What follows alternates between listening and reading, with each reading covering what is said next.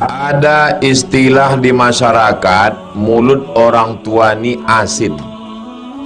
Apa yang disumpahnya terkabul. Apakah berlaku sumpah orang tua posisinya dalam keadaan salah, berdebat dengan anaknya, anaknya ingin membenarkan tapi malah disumpahnya, kusumpah kau jadi monyet, katanya. Apakah terkabul doa orang tua itu? Kalau niat anaknya itu baik, amar ma'ruf nahi mungkar, caranya baik, maka tak dikabulkan Allah, karena Allah hanya mengabulkan yang baik-baik saja. Kalaupun dikabulkan Allah, ada hikmah di baliknya. Nah, itu dia. Kalaupun dikabulkan Allah, di baliknya ada. Mana contohnya Pak Ustadz? Cakap orang tua tak baik dikabulkan Allah. Ada laki-laki namanya Juraij. Siapa namanya? Juraij ini kerjanya beribadah aja. Makanan diantar, pakaian diantar, tak pernah dia keluar. Datang emaknya memanggil, ya Juraij, dia diam tak menyaut. Ya Juraij, dia diam tak menyaut. Panggil ketiga kali, ya Juraij, dia diam tak menyaut. Apa kata emaknya? Allahumma la tumithu hatta turihi wujuhal mumisat. Jangan matikan Juraij sebelum biji matanya menengok wanita tuna susila. Kira-kira cakapnya ini baik apa tak baik? Jangan matikan Juraij sebelum biji matanya menengok wanita tuna susila. Menengok wanita tuna susila mana baik? Dikabulkan Allah apa tidak? Kabulkan. Datanglah perempuan hamil. Siapa yang menghamili kamu? Kata dia, yang menghamili aku Juraij. Tapi sebetulnya ada hikmah di balik itu. Allah mau kasih tahu bahwa orang berbakti pada orang tua, ahli ibadah, doanya tetap makbul. Begitu anak itu lahir, ditusuk Juraij perut. Siapa bapakmu? Anak itu menjawab, ra'il ghanam, bapak saya pengembala kambing. Selamat dia, tapi tetap juga terkabul doa. Nah, jadi tidak mungkin Allah mengabulkan yang buruk. Kalaupun terkabul, ada Ibu jangan cakapkan yang buruk-buruk ke anak. Jangan manggil anak, anak hantu. Untung anak itu tak pandai menjawab. Kalau dia pandai, ya mama hantu. Panggillah dia yang baik-baik. Penghafal Quran, anak soleh, penghuni surga. Itu adalah doa. Panggilan adalah doa. Bolehkah daging kurban dibagikan kepada panitia kurban sebagai tanda terima kasih? Namanya relawan. Rela tak mendapat hewan kurban, itu arti relawan. Jadi artinya relawan-relawan ini ditanamkan dulu bahwa kalian ini adalah relawan, kalian ini dapat pahala. Tapi tukang jagal dengan tukang kulit itu mesti dikasih upah wajib dari biaya operasional. Tanya dia baik-baik, Pak tukang potong, kau biasa satu kepala berapa dapat? Oh, enggak usah lah Pak, enggak usah. Kasih. Kami tak mau, enggak usah, nanti pas dapat naik bisa konek ke atas. Nah, biasa 50.000 Pak. Ini ada 10 ekor, berarti 500.000. Kasih dia. Ada pun relawan ini kasih tahu, ini masyarakat kita nih banyak, kita udah dihitung-hitung mungkin nanti kalian dapatnya cuma setengah kilo. Kalau gitu kami undurkan diri aja. Kalau perlu digaji, gaji, tak perlu banyak, 10 orang tapi kerja, jelas kerjanya, dikasih dari biaya operasional. Tapi kalau dia meminta, wajib ada, itu berarti bukan hadiah, itu upah. Kesimpulannya, daging kurban sebagai hadiah boleh, daging kurban sebagai upah haram. Ini 2 kupon karena kau tukang potong, tak boleh. Ini kepalanya karena kau tukang potong, tak boleh. Maka dikasih dia dari uang, dari biaya operasional. Yang sudah-sudah aku boleh buat taubat nasuha, diampunkan Allah. Saya punya adik wanita mengalami pelecehan dilakukan oleh abang ipar. Dalam situasi seperti ini, kami memutus silaturahim dengan ipar itu, dan saudara kandung saya tahu haram hukumnya memutus silaturahim, tapi tak bisa memaafkan dia.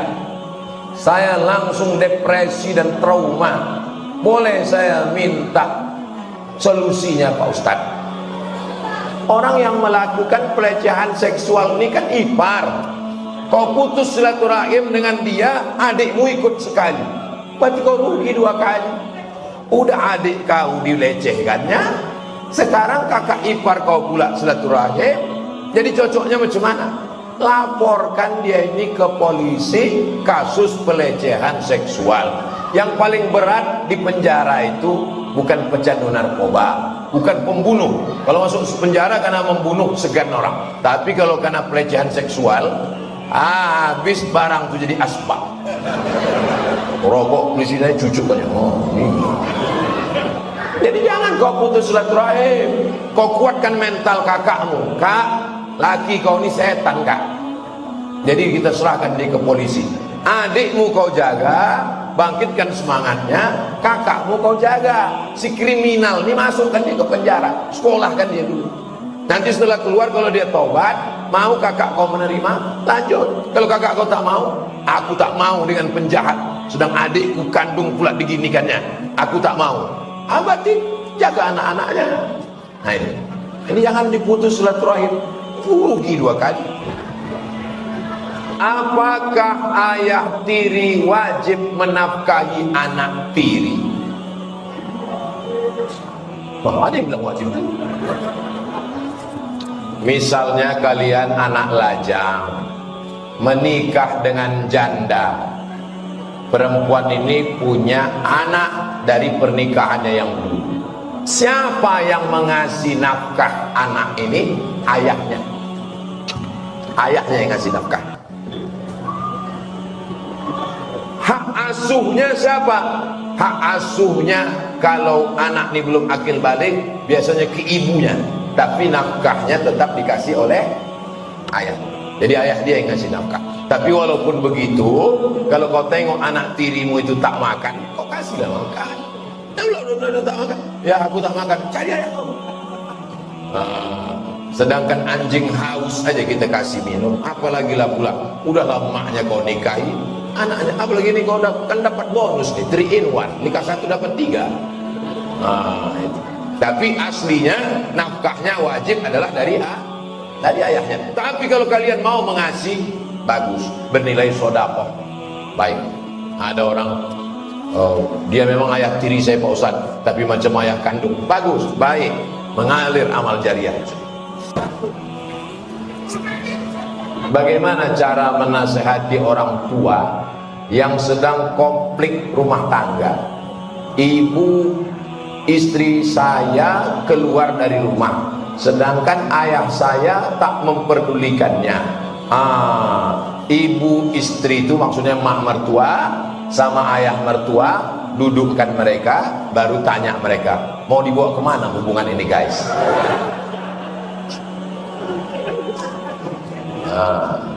Dudukkan mereka semua, jangan kalian menasihatinya, karena orang tua tak pernah menengok anaknya itu besar. Orang tua selalu menengok anaknya kecil, apalagi kau menantu.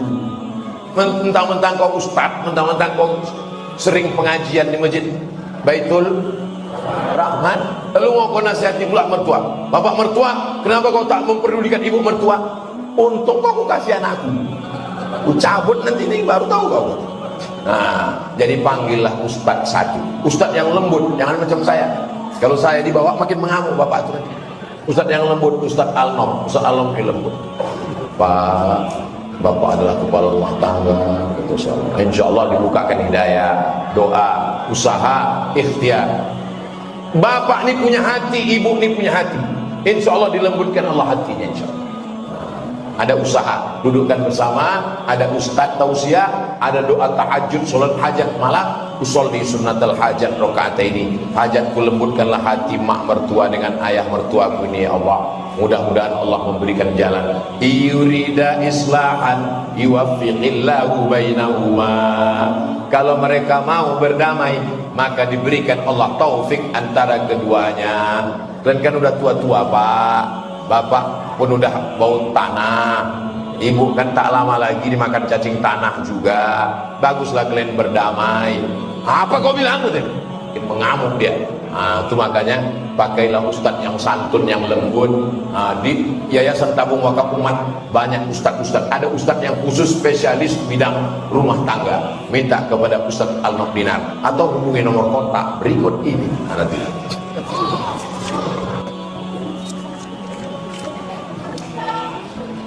Mana yang harus didulukan?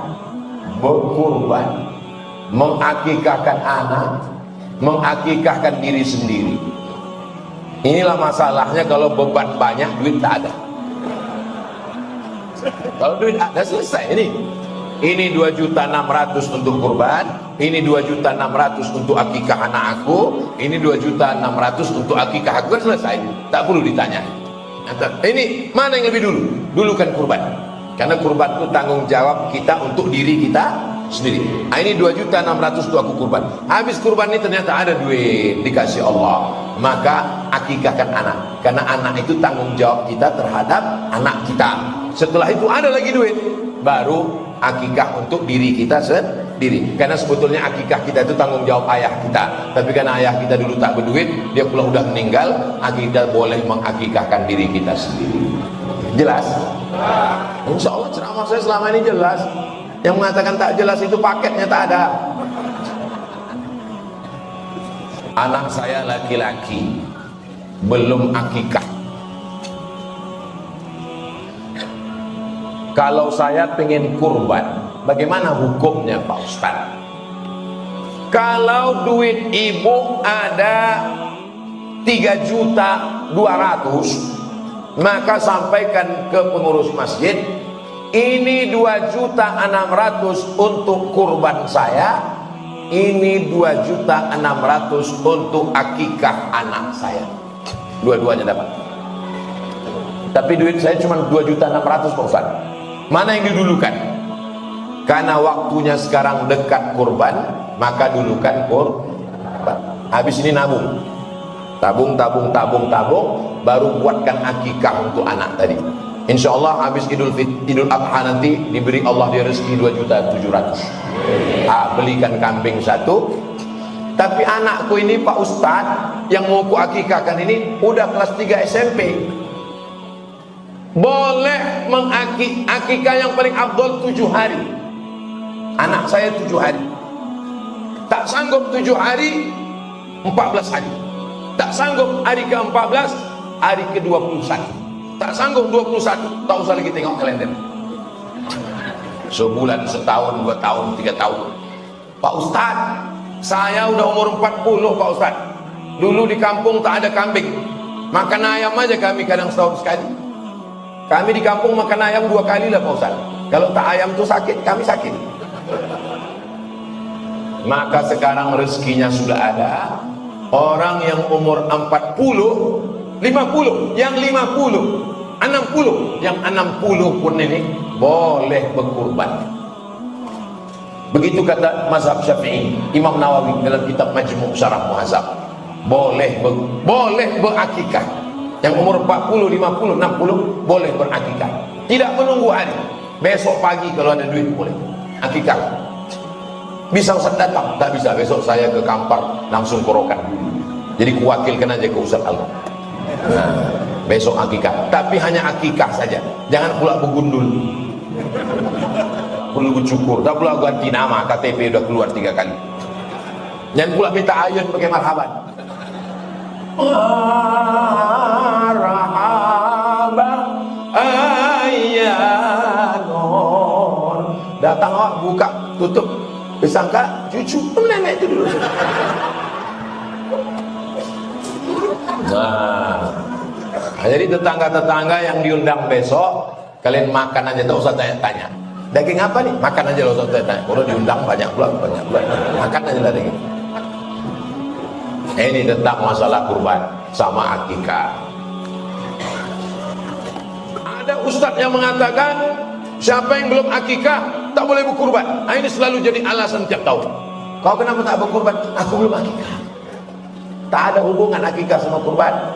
Akikah saya itu tanggung jawab ayah saya terhadap saya. Sedangkan kurban tanggung jawab diri kita terhadap kita sendiri. Dan akikah itu hukumnya sunat muakkad, tak wajib. Jadi kalau ada bapak ibu yang belum akikah, tak dibuat akikah sampai mati, tidak jadi masalah. Tapi kalau mau dia buat akikah, bah